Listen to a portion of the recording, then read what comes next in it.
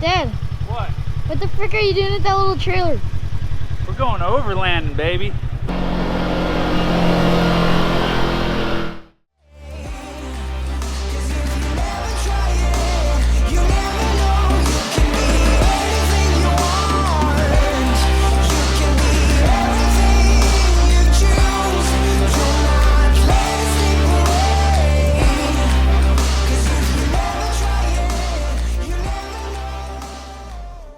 What's up guys, Garrett here, and here is the base for my overlanding trailer. So as you know already, we have all gotten overlanding trailers to build, and this is where I'm starting from. So a lot of this is going to have to go. I'm not sure exactly what hitch I'm going to use over here, if I'm going to bring it up just a hair more or down. It all depends after I get the weight. But come on around over here as well. I got the EMP hitch plate on now. And then give him a good shot of the trailer there, Chase. Boy, is she a beauty for the budget that we're working under. Some nice wood fenders. Some quality GMC old school rims. But when this is all done, we plan on having a pretty sweet overlanding rig. So continue to follow us. Check out these builds. I think you guys are going to like what you see. Alright, so here is the overlanding trailer, and today we're going to start kind of tearing it all apart. So I'm going to basically gut the whole thing. We're going to cut it down a little bit, take off all this stuff, and then kind of start over, but mainly use the frame, get that all cleaned up, and get it all situated so it's ready for the trail. But basically the bed itself sits at 9 feet, so I'm probably going to take a foot off the back, make it an 8-footer. That will bring the axles towards the rear. I'm going to load a lot of the weight in the rear. I don't want a lot of the weight on the tongue. It's for UTV. I'm not too concerned going down the highway at like 50 miles per hour. So basically, it doesn't matter. It's not going to sway around or anything like that. We're going to be running on dirt and trails and all that kind of stuff for overlanding. So it's 9 feet long right now, and the width for the trailer itself is 45 inches. It's just under 4 feet. And then if you add the wheels, it's probably a little less than that. They're more about right here. You're just at 64 inches. And the reason I really liked finding this trailer for me was that it sits actually a little bit narrower than my machine that sits at 68 inches. So I wanted that because I didn't want it to go past. So if you're on tight trails or whatever, it would fit in between anything that the machine was going over. The trailer should be able to go over. So it kind of tracks relatively close to the UTV. So that was my plan. I have zero experience in overlanding, zero experience in building a trailer. So you guys are going to have fun watching this because I don't know what I'm doing. But this is going to be a great time. And at the end of the day, Dave and Joe, I know it's competition, but the followers are going to pick me as the winner. So the guy with zero experience overlanding. I don't think any of us have experience overlanding, so this is going to be a good time. So I did get a glimpse of Joe's trailer and Dave's trailer like you guys did on the last video to introduce our builds.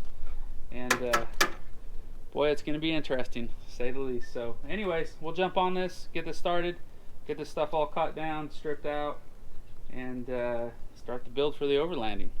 Alright, it's time for some demolition. So for some reason my kids are begging to hit these lights off. So since I'm getting rid of the rear end anyways, I'll let them hit the lights off. All right, Chase, what do you got, man? Not towards the house. What? Come towards the wall. This way? Yeah, that's fine. Whatever you got. Oh my gosh, hit it harder than that. Jeez.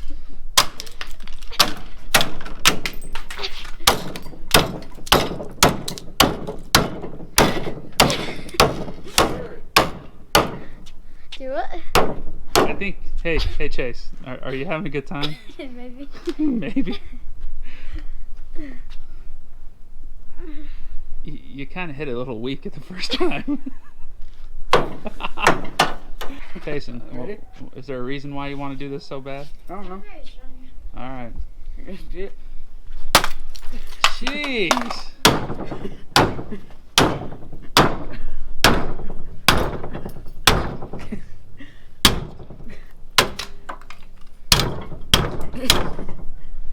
All right. Before somebody dies. Good heck. Chase, Dude, mine did you was get your anger out? I saw that. Thanks for jacking up my lights. So much for those working. I didn't even. You know what hit the light. best part about doing this is? Is cleaning it all up now. Sweet, get to work. All right, so what we're gonna do is we're gonna cut the trailer down. I decided to cut it to 7.5 feet long. So I've got my marks right here already on both sides. We're gonna cut it down, get it all squared up.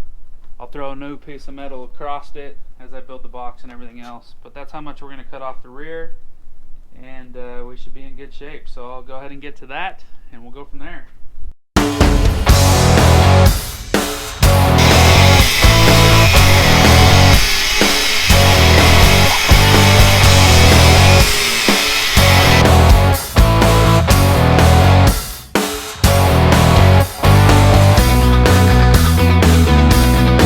Wait, hold up. By the way, Joe, in case you were wondering, this right here is what real angle iron looks like in a trailer, not your toothpick trailer you've got. By the way, everybody, just to make my point, Joe did nothing but talk crap to Dave and I about how great of a deal he got on his trailer. But maybe in his upcoming videos or whatever's coming really soon, he can tell you what kind of deal he got on that trailer versus possibly what that trailer cost.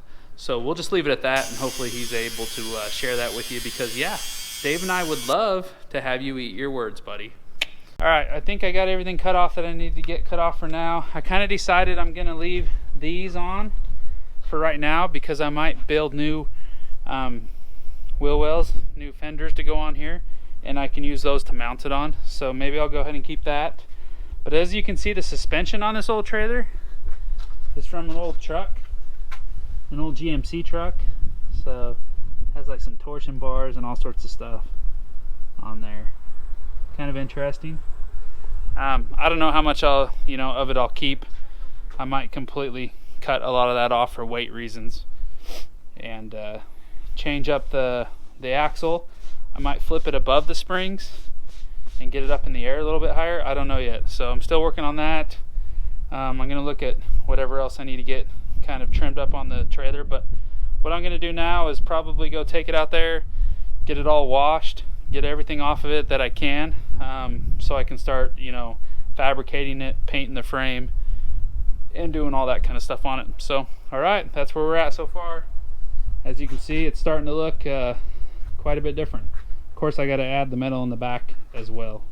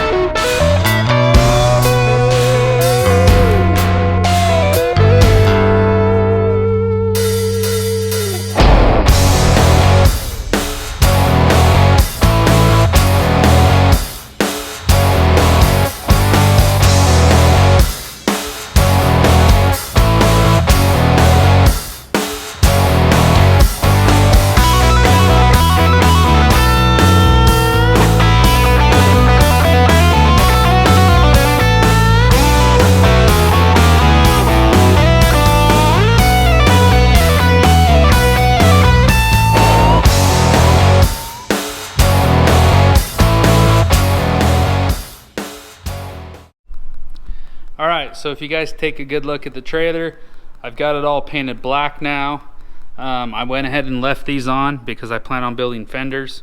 I hope to do that in this budget that we have. I don't know if that's going to happen or not. I've got my platform all bolted down. I went to this platform because it had pretty good structure underneath it, and this is a whole lot lighter than what was on it previously, but there's more stuff that's going to be built on this. This is really just a platform to mount to. Like I said, I've got it all cleaned up. I installed a jack that I didn't show in the video. Drilled out a hole in that, got that installed all there and welded up, so it's ready to go. And also I have this bag, and those are special little leveling blocks for my setter for my trailer as well. So I've got these. They're really easy. They pull forward and down just like that, and then you just adjust the legs. It's hard to do with one hand to stabilize it. I've got a tool for this as well to help lock it in place, and then I've got the blocks to put it on, so no matter what terrain I'm in, I'm able to stabilize the trailer. So I got one on each side and also in the back, and they just pull up and lock into place. And the one cool thing that I've noticed with this trailer and this setup has been, it's hard to show, but it's actually got pretty good suspension. So I don't see it bouncing around a whole lot on the dirt roads. In places it should actually do pretty well. So I still have stock tires on that. The tires themselves, I'm not sure about the rims yet, depending on budget, are going to be changed. But yeah, so here's my platform. I thought it turned out pretty good. It's all cleaned up, been stripped down. Again, I would love to flip the axle. I just don't think I can do it in this budget that we're working with. So maybe afterwards I'll flip it when I start building it up a little bit more. But yeah, it's turned out pretty good. Got it all cut down. I don't know if I showed you in the back real quick. I took 1.5 feet on it, off of it. Used the metal here to re-weld in the back, so it's all set up. And I'm not going to show you my welding skills up close. In my opinion, they didn't turn out too bad for a person that has really never welded. But overall, Joe and Dave would probably make fun of me. So anyways, I can't wait to show you on the actual trail on how well the Kawasaki ends up pulling the overlanding trailer. So there you go, guys.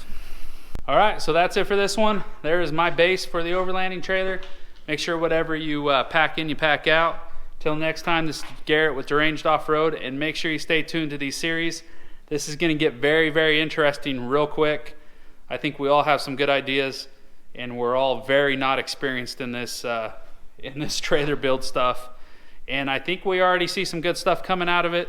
So hopefully you guys enjoy the content. But stay tuned. We'll have more series coming out, and we can't wait to show you guys. So if you have any questions or comments, leave them below, and we'll catch you on the next one. Fire in my God, my rage wanted to